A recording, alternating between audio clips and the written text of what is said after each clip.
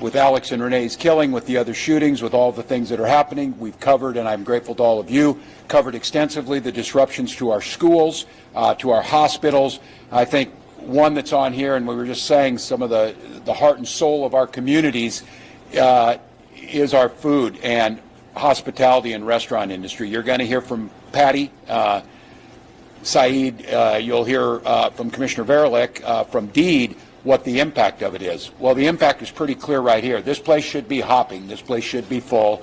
We should have the 4 employees that would be working this kitchen be working here. They're not, which the trickle-down effect of that is, how do they make rent? How do they pay for food? How do they do the things they need to do? And so I think it's been clear over the last nearly 3 months now that we are long past this being anything about immigration. Again, I'm grateful for the great reporting that's been done. Of all the people that have been detained by ICE, 14% fall into that worst of the worst. Those are the people that we know about. We're seeing continuous stories about the conditions at the Whipple building and others, the horrific stories of Liam and the number of children that have spiked up that are in detention, all in the name of making our communities safer, none of which is true. We're here today to highlight the economic impact, and this is going to take some time as it shakes out, and it will be an ongoing, rolling hit that is happening to these businesses. And Saeed is just mentioning, we just want to get back to do what we do best, normal, cook food for our neighbors, make some money, and go on about our lives. The incredible disruption that has been caused by what can only be described as a federal retribution campaign, and I say that because I'm not searching for words. That's exactly what the President of the United States called it, a retribution campaign against Minnesota. And we've seen it against our neighbors. We've seen the terror in the streets. We've seen the violence in our streets. We're seeing the economic destruction of this. And then we're seeing day in and day out the impact across state government. At the very time we're putting people at risk, we're making it more difficult for people to get health care. We're making it more difficult to have safety in where they take their children for child care. So we're continuing to make the case that, that Minnesota has stood up for their neighbors, that Minnesota has asked that this surge of folks leave. I spoke with Tom Holman yesterday. I spoke with Susie Walz, the President and Chief of Staff, this morning. We're very much in a trust but verify mode, but it's my expectation, and we will hear more from them, I think, in the next day or so, that we are talking days, not weeks and months of this occupation, and it's an expectation that we will continue to get cooperation on joint investigations of the crimes that were committed or potentially committed against Minnesotans, and then a backing off of the unprecedented. What happened when they said this retribution campaign? Whoa. What's that? I just built a budgeting app with Base 44. Guys, Nina just built an app. Impossible. Nina can't code. Interesting. Can it generate reports? It can now. Nice. So you're The very unqualified cabinet secretaries all took that as free rein to come to Minnesota and bring retribution to us. So if you were the Department of Transportation, you did it. If you were the Ag Department, you did it. If you were DHS, you did it. If you're Dr. Oz, you did it. If you're O'Neill, you did it. All of them came to get in the news, and all of them came in all aspects of whether it was holding money, whether it was trying to file charges against people, or things that might not seem like they would be that impactful, data request. Millions and millions of pages of data requests, which is fine by me. We do it in Minnesota, but they don't even have any people working at these agencies, so they request the data and they don't go anywhere. The people who are the attorneys that should actually be prosecuting on ICE cases, the lead prosecutor quit yesterday.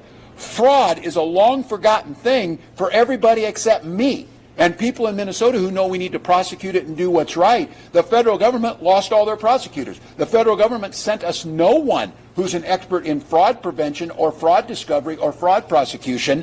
They sent untrained people on the streets to push people down or to try and follow teachers home.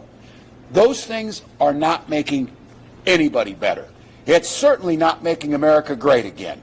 And here in Minnesota, we're here today to make the case that this needs to end, but more importantly, Minnesota's going to do what we've seen our neighbors do on the streets. Stand up for each other, try and make things better for each other. I'm going to turn this over to Commissioner Verlick here to talk a little bit about this, but I would preview for all of you as we get ready to move into the legislative session. We're working with our partners. We're listening to people like Patty who are telling us this is what we need, and we, I think, here later this week, or we'll try and get something out, put a package of relief together, especially focused around businesses. Very much we had to do this during COVID. COVID was something that we couldn't control. This is an entirely man-made and avoidable catastrophe that's fell on these businesses. But I think it's still important for us to put something together to make sure that they get back on their feet. These are resilient folks. These are entrepreneurs. They know how to make things work. But what has been brought upon them without a little bit of help is going to be very difficult. And the sad part about this is if, again, totally avoidable, totally should not have happened and had nothing to do with immigration, ends up putting businesses out of work or out of business, that is totally unacceptable. So we're going to continue to push on this. We're continuing to gather the data. Grateful for the partners in the trade groups, the hospitality groups, and all of those that are helping us put that together. And then turning it to DEED, which was highly successful, highly targeted during COVID, about some of that relief. So I'll turn it over to DEED Commissioner Verlick. Thanks so much, Governor. Thanks, everybody, for gathering today. Thank you, First Lady, Senator Clark, as well, for being here, along with the other speakers you will hear from in a moment. We're here at Malcolm Yards, which is such a happy place normally. It's obviously a beautiful space, and DEED takes special pride in this one because we have worked with Patty and her husband with grant funding over time as well to help develop this so that it can be the wonderful gathering place that it is. I think it's literally that table or that one where we've, Governor, don't tell anybody, but had Commissioner Happy Hour in this location. So I speak from experience in saying how wonderful are the offerings that are here. But we are here on this occasion for a much less happy reason, and that is to again highlight the impact of the federal actions and what it's doing to our hospitality industry, to the restaurant industry, but really retail and far beyond that. I've talked before about the fact that it's even having ripple effects on manufacturing and supply chains as well. It was a few weeks ago that we gathered at a restaurant in St. Paul to highlight some of these impacts, and then also the governor had made the declaration of Shop Local for the month of February as part of our Shop Local Stand Together effort. So in the intervening time, we have had lots of other local areas that have announced similar activities. We have had funds popping up to try to help businesses. So I would say all of that has been very worthwhile, has been very impactful, but also insufficient, because we continue to hear as well in the intervening time from so many business owners about the fact that the scale of the harm being inflicted by our own federal government is well beyond what they can handle. And so Patty, who owns this place, is one of the owners that we heard from, again underscoring the fear on the part of employees who would otherwise be here helping to make this place operate, fear on the part of customers, and fear generally. So it is great news, of course, that the posture seems to have changed at the federal level towards their activities here in Minnesota. But as the governor said, it's a trust but verify situation. And frankly, the fear that has been sown, I haven't really noticed any reduction in that. And so the harms, the economic impact that we're seeing are as strong as ever. You're starting to see some estimates of how much that is. The city of Minneapolis put out an estimate of, I think, $100 million in lost revenue since this began. DEED, our agency, works with the federal government, the Bureau of Labor Statistics, to put out numbers on unemployment, et cetera. Those, of course, have been delayed. Hello? Oh my God, Dylan. Everyone watching how we shoot our podcast. We shoot everything inside Riverside. For a variety of reasons at the federal level, and it takes time for these impacts to filter into our numbers. We fully anticipate seeing them there, though, as well, because it's disheartening in that Minnesota has been outperforming on job growth on a year-over-year basis relative to the national average. But in this case, unfortunately, we have our own federal government who is impeding that progress. So we want to thank everyone who has generously opened their pocketbooks and help to support businesses during this time of survival. We want to encourage everyone to continue doing that and to hear just how urgent it is. I'll pass it over to Patty now to talk about what it looks like from her perspective. Thank you. Thank you.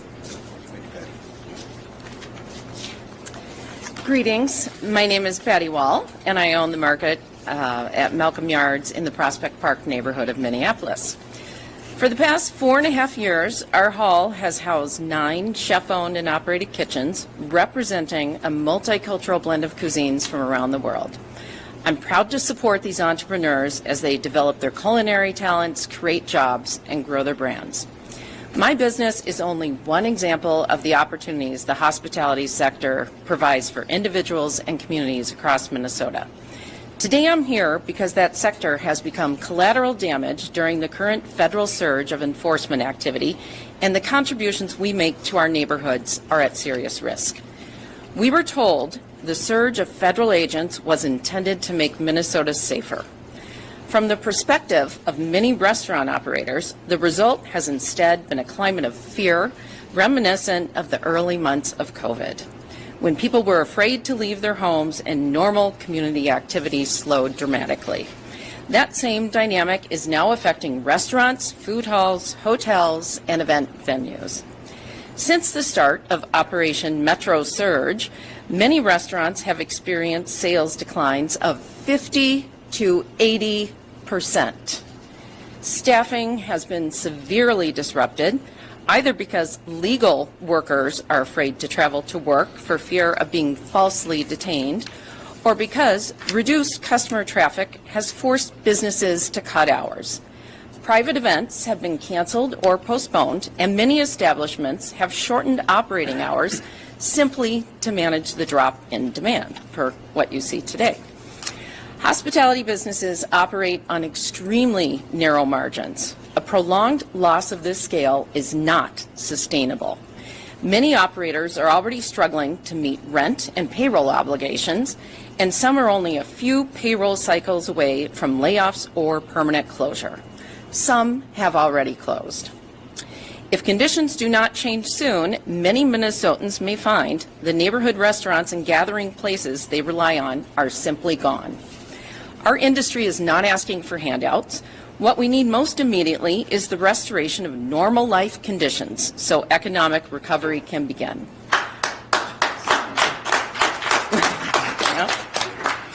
A significant reduction in the federal operation or its conclusion would allow businesses, workers, and customers to return to normal routines and help stabilize an industry that supports thousands of loyal, hardworking Minnesotans.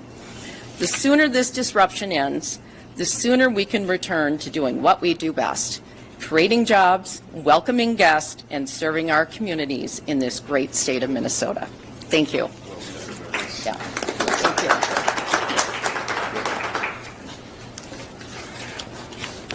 This is what happened when you're the last to speak. They mentioned all the points I want to talk about. So, honestly, as a small business owner, I wanted to give you a little bit of information about the restaurant industry. I don't know if you know, but the restaurant industry in Minnesota hosts up to 230,000 employees.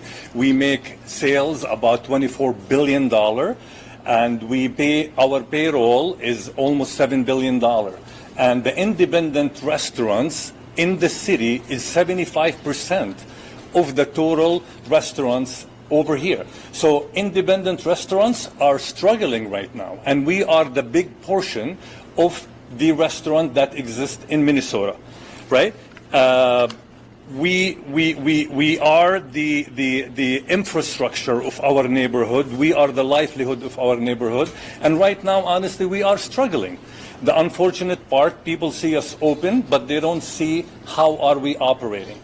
I have an ask, of course, for the state. An immediate one, or the urgent one, is cash. We are almost out of cash. A lot of small businesses are out of cash. And to try to go and get grants or loan at this point, it's a long process. I would ask Governor if you have if you can help with at least the sales tax relief. Postpone it. Right? We don't have, it's in 10 days. A lot of restaurants, I don't think, are able to pay the sales tax. And if they have to pay the sales tax, they might not be able to pay the rent or utilities. And so that's an immediate ask we are hoping that you can do. And the good news is, like Governor said, even if it's a matter of days for them to leave, to us, it's a matter of months to recover from it.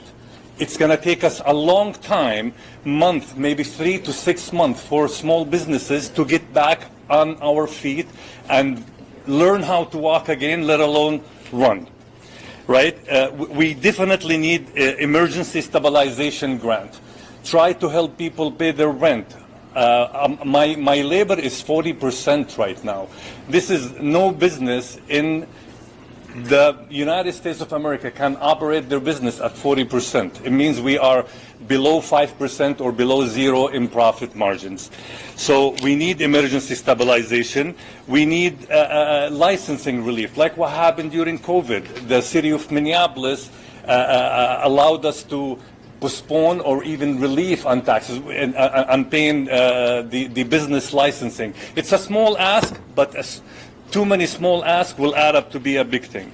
Short term, we really would like to see some property tax relief for the businesses that were affected, so landlords can pass some of those tax relief into rent concession for businesses so they can sustain being in business.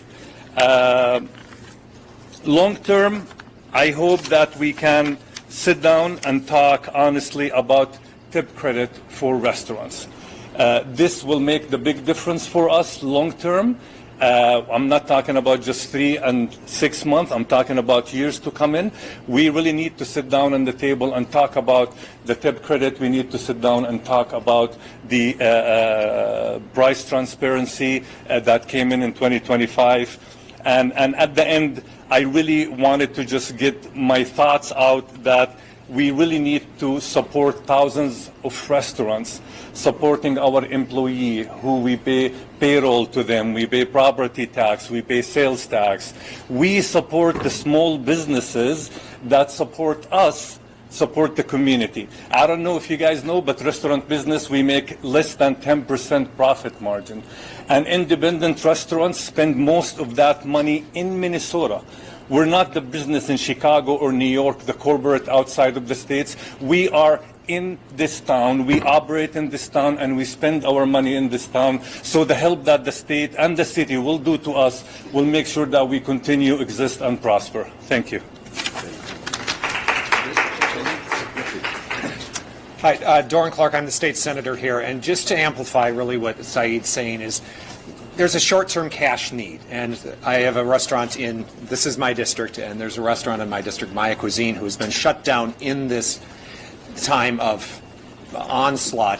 And just yesterday they said, we need cash. And so they've asked everyone to, well, go buy some gift cards from them so when this ends that you can go and shop, and this gets them over the hump. A neighbor of mine runs a landscaping company, and he shared that as he started to talk to his workers in December, they said, we're all legal. We can't come back and work for you this year. We are too scared. He has shut down his landscaping business. An old neighbor of mine shared, I came to this country 53 years ago from a third world country. I've never been more scared to be in anywhere in the world. That's what these workers are dealing with. That's what these leaders are dealing with. And it's an intentional choice by the president who said this is retribution. And so I ask that we make sure that we fill this hall back up and that we make sure that Maya Cuisine buy those gift cards so they can get over the hump, like Saeed has mentioned. So we're with you, and thank you so much for really putting a clear image on what this occupation looks like. Thanks, Senator. Appreciate it. Well, you heard it, and we'll be able to take some questions. I would just say to all of you and to the Minnesotans who are listening that it's a false choice here to say this is the price that you have to pay to do immigration enforcement. This is the price you pay when you do immigration enforcement the exact wrong way, where it's not targeted, it's not humane, it's not focusing on what the purpose of it is. And to call this collateral damage is, I think, even an understatement. It is, you hear this, it is catastrophic, again, for very suspicious or suspect results that came out of this, very difficult to get numbers, very difficult to say what they accomplished doing this, when you could accomplish the idea of making sure we're removing the worst of the worst who shouldn't be here. You can do that without all of this. And I think now, as we've stressed time and time again, this needs to end. I think that message has been sent very clearly to the administration.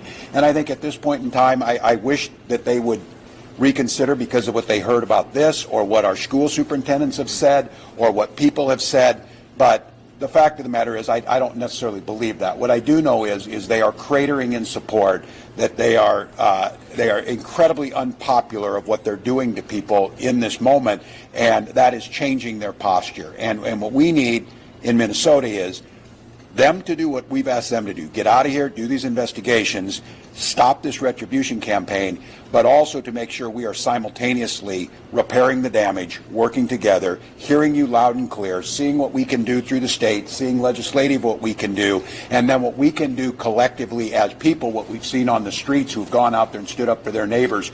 We need to take that same energy once these folks are gone and move that energy back indoors, as we said, to start spending money in Minnesota, start going out, make a conscious effort where you might not have. And I think what's so great about this city, and I say this, I get the opportunity to travel everywhere in every corner, but there's something surprising and wonderful every day. A new business, new things popping up, a new American dream that we've always fostered. Don't crush those.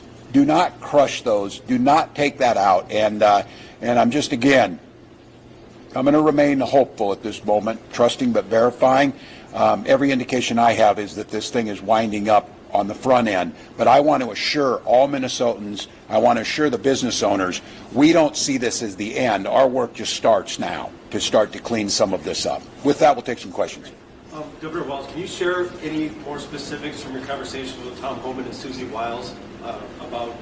Yeah, as much as I can, and I'll be as candid as I can with all of you. I'm very careful with dealing with this administration, because I think if you say things and if they don't like it, I think we've seen it, you know, the work that comes out. If the Venezuelan president hadn't danced, maybe I don't know how they think. So I'm being very careful. I'll let them make the announcements. We have been absolutely clear that they need to reduce these numbers back to the pre-surge level, which has been about 150. I have welcomed any help if they're sending experts dealing with fraud and tightening up systems. But as I said, none of those people are here, and the existing ones are gone. So they've assured us that I think we are moving towards that. I have made clear that this surge staying here, there's absolutely no upside for the administration for them to be here. But what I worry about is we are on the edge of catastrophe every single day with these untrained agents out there, with the danger that's out there, with folks who want to cause disruptions. And so every day that the situation that's out on the street continues, it's a very dangerous one. So, yeah, go ahead. Have they followed through, in your opinion, with what they've said so far? It's hard to say. It's hard for me to verify. I think, Senator Clark, others have said this. The mood of the folks who are closest to this on the streets say no, that they're still out there. Our school superintendents say no, they're still here, they're still following us. My guess is that they have reduced the numbers, as they said. I have no reason to not believe that Mr. Holman didn't reduce the 700. But all of you picked up very quickly. That still leaves 2,300 people on the streets, and that in itself is so destructive. I have to be candid with you. I think holding the state together and the focus and everything that's happening and all the grassroots leaders that are out there, they have days to get done with this. The patience is incredibly thin, and what that means is people are adhering to peaceful, resistance to this. They're honoring their First Amendment rights, but everybody's feeling this. I mean, this is catastrophic economic damage. Look, the president said it, and I'll hold him to this. He said, "This is my economy, I own it." You damn right you do. You damn right you own it in Minnesota, because this is what you created. But with that being said, I think by next week they're going to be significant where all of us can measure that. And then again, I hope that we are pivoting correctly on this to the recovery phase that is going to be ongoing. So, could you expand a little bit on follow-up? You said that you expect within days, not weeks or months. Yeah. Can you expound on that? Because people are going to see. Yeah, I'm going to say this. It would be my hope that Mr. Homan goes out before Friday and announces that this thing is done. And they're bringing her down, and they're bringing her down in days. That would be my expectation. Now, for all of you, the reason this is so difficult is it is very important for the President of the United States to believe he wins every golf tournament, believes he wins everything. He views this as a zero sum. I mean, to me, it strikes at the core of my soul, seeing this as a win-loss. This is a loss for everybody involved of what's happened here. With that being said, they've got to believe they accomplished what they were going to accomplish. Imagine being able to build anything just by thinking about it. Meet Base 44. It's my understanding they think they did, that they think they have accomplished that. Now, I don't know where the numbers are. You're doing some good research on this, but at this point in time, I think what they realize is 2,300, a tenth of the entire border control for the United States being in this city is probably not accomplishing very much more than they've already done. So it's my hope. Tom? The House Homeland Security Committee in Washington had a hearing today and heard from the acting director of ICE. He says things have de-escalated here. They've gone back to their original mission of targeting enforcement and not roving through neighborhoods looking for people. Did he say that in the hearing? Yes. Have you seen evidence of that, or have you not seen a major de-escalation? Yeah, it's a good question, and I started watching this hearing. Because look, we know the people who are there. This is fascinating because they've said they did everything right. They said that we're wrong about this. We made that case that why don't you target? Why don't you do things humanely? Why do you not cause this chaos? I would argue that fits into this, that there is a change happening. Seeing it on the ground is much more difficult for me to say. I get my input, Tom, from school superintendents who say they've still not seen that change. I think one of the big things here is the psychological damage that's been done to people.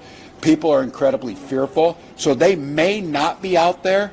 They may not be right in that neighborhood again, but we've got no proof they're not, and the unknown is almost worse than the known. Just a quick follow-up. Tom Homan told me last week this surge could end within 2 weeks. That was as of Friday. Do you think now it Yes. could actually end sooner?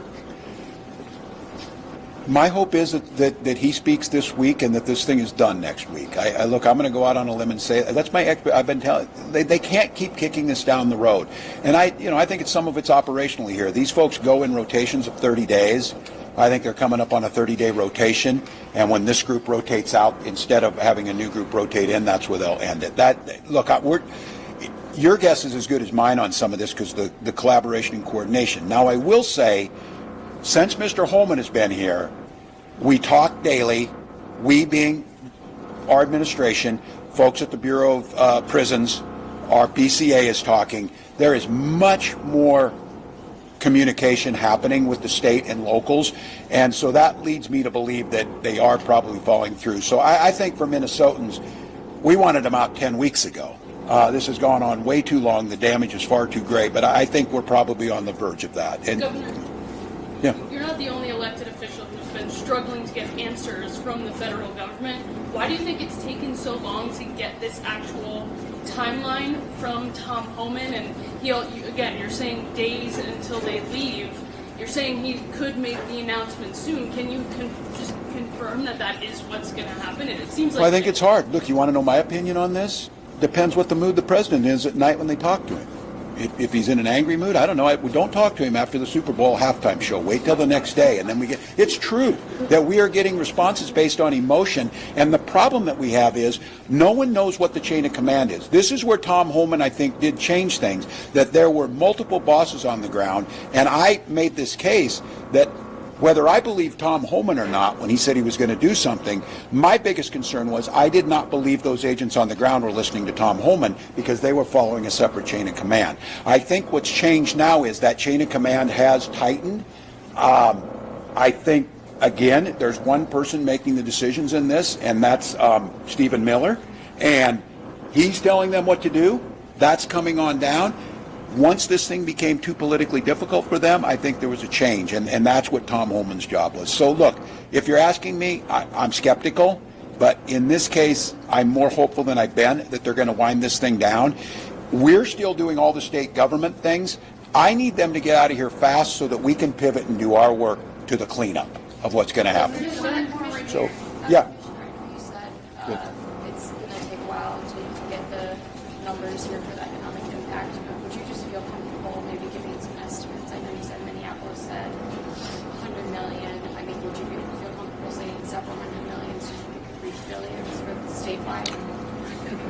It's hard to put a number on it, and I suppose our Department of Revenue will eventually have something to say on this as well. But if the city of Minneapolis, let's just take their estimate of 100 million as a given, then you multiply that by St. Paul and the surrounding suburbs, and I'm a greater Minnesota guy. I see these activities in St. Cloud, Little Falls, Worthington, and beyond.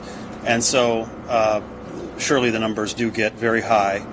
And whatever they may be, our job then is to do the best we can with the hand we've been dealt and try to mitigate those impacts for our businesses and our workers as fast as we can and get back to growing the economy for the sake of Minnesota and for the sake of the country. I think we should all be aligned on that it is good for the country, for Minnesota to thrive, and that's what we want to get back to. So Mr. Waddy had a specific ask here. Mr. Waddy asked if he could get a forbearance on the sales tax of restaurants. Staying late again? Yep, got prospect calls to summarize. You really need to switch to Mondays here. Get that. Governor, is that a possibility? Well, I think right now we have to put everything on the table. We had this conversation. Some of us have the scars and battle scars of tip credit and different things. But these are things that the hospitality industry has brought up. I think it's appropriate now to put all of them on the table. There's things like credit card fees on sales tax and things. These are things the hospitality industry is bringing forward. Some of these predated this situation, but it's still all about, especially now that those have been exacerbated. So what I will say is that I think we have a responsibility to the business community across the state and to others to look at every single one of those proposals. What I'm able to do, if there's things I'm able to do through executive orders, through the executive branch, through deed, we're going to try and do those immediately, but they have the legislative process. The good news is we're going into session here shortly. We will have a budget forecast that comes out the end of February. I'm a little bit scared now in terms of that will be outdated, and because we base our budgeting in our legislative session based on the February forecast and the November forecast. The issue is will that be somewhat tainted by this, where we're not getting current enough numbers? But I do think, and I will make the pledge, we will look at every one of these proposals seriously to see what we can do. Because some of these may be that they're things that people didn't want to do in the past that recognize if we say don't do something around fees on the collection, we can be certain we're going to collect zero from businesses that are closed. So I think an argument is made here. If the state has to understand our revenue flows, but we have to recognize that the fallout of this, especially in the hospitality industry, could look like COVID. In terms of the closures. So we have time for another one? Commissioner, could you speak a little bit more to the impacts in greater Minnesota and what you're hearing, manufacturing and beyond? Yeah, well, it's partly anecdotal from me wanting to follow through on what we're asking others to do with Shop Local, Stand Together. And so I made plans to go out to dinner one night with Senator Eric Putnam, who represents that area as well, and he got a tip on where we should go to an immigrant-led restaurant, and I got there first, and they were closed, and we don't know exactly why, but it seems reasonable to expect that this may have been why. And so then we went to the next place, which was excellent, but their numbers were way down, and so in addition, we have lots of folks reaching out to our office, to the governor's office as well, wanting to share their story. And in fact, that's how we ended up here today, because Patty reached out to the governor. And so we've been hearing heartbreaking stories, not just of dollars and cents, but of livelihoods that are interrupted. And then it even goes into, as I said, manufacturing, where I have some leaders telling me that they are worried about supply chain interruptions because at the height of all this activity, truck drivers indicated some fear about being in Minnesota without respect to their legal status, but just because of the color of their skin. Closing fast, Governor, and then we're going to wrap there. We'll be back with more later. Yeah, thank you. I'm going to make the push again to Minnesotans. people want to know how they're going to help. Everybody has a different way of focusing on this. Again, I speak to the Minnesotans who, the vast majority who say, yes, we need immigration reform, but it needs to be targeted, it needs to be smart, it needs to be humane. But understand what's happened here goes well beyond that, so get out and spend a little bit of money. I know it's a stressful time. It's hard to find any time to be somewhat joyful. It's hard because you know what's happening, you know the pain that people are feeling. But I do think you get both of those. If you get a chance to go out to eat and spend some money, it's good for you and it's good for the folks you're going to. And I would be remiss if I didn't. I think it's on right now. I'm going to go catch the update.